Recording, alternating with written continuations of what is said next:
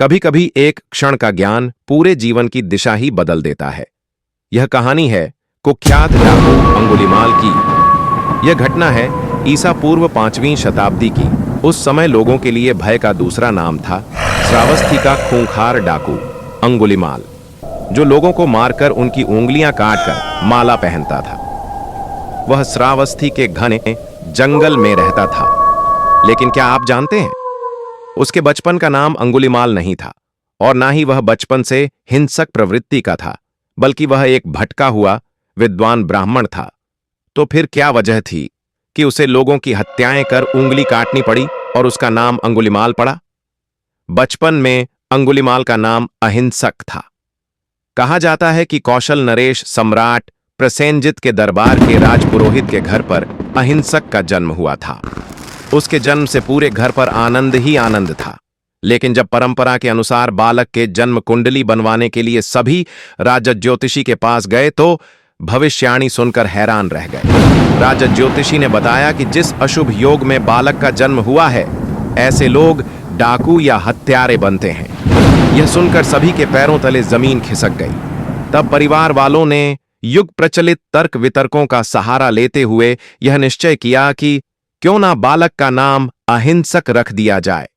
उनका ऐसा मानना था कि यदि उसे बार बार अहिंसक नाम से पुकारा जाएगा तो उसके मन में कभी हिंसा की भावना नहीं आएगी। अहिंसक बचपन से ही सीखने, समझने, पढ़ने में मेधावी और कुशाग्र था। वह अपने अन्य साथियों से सभी मामले में आगे रहता था। उसके गुणों से केवल गुरु ही नहीं, बल्कि आचार्य की पत्नी यानी गुरुमाता भी प्रसन्न रहती थीं और उससे सौम्य व्यवहार रखती थी। इस कारण अहिंसक के कुछ साथियों को उससे ईर्ष्या होने लगी। सभी अहिंसक से उलझने की कोशिश करते थे, लेकिन जीत अहिंसक की ही होती है।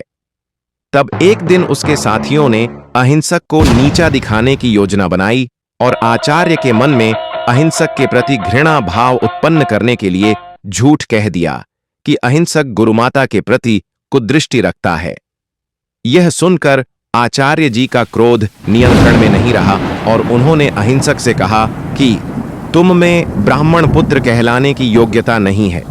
आचार्य ने अहिंसक को आदेश दिया कि तुम्हारी अंतिम शिक्षा तभी पूरी होगी जब तुम 100 व्यक्तियों की उंगलियां काट कर लाओगे और तभी तुम्हें दीक्षा मिलेगी। गुरु ने बिना किसी सच्चाई जाने अहिंसक को अपमानित कर गुरुकुल से निकाल दिया।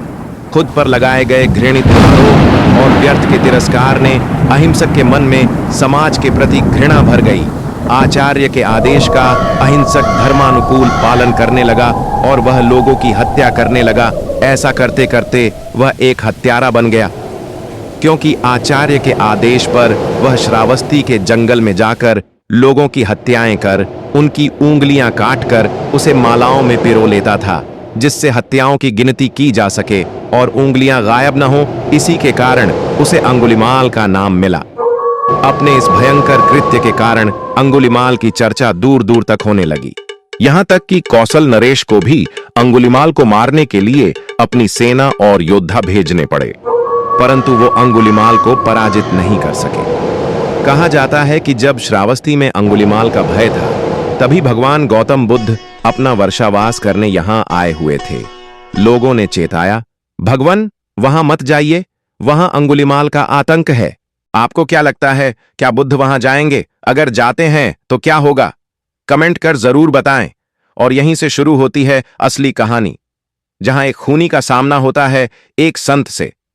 एक तरफ क्रोध से भरा अंगुलीमाल और दूसरी तरफ शांति में लिपटा बुद्ध। पर क्या शांति जीत पाएगी हिंसा पर? इस मुलाकात का अंत क्या हुआ? बुद्ध और अंगुलीमाल, कौन बदलेगा किसे?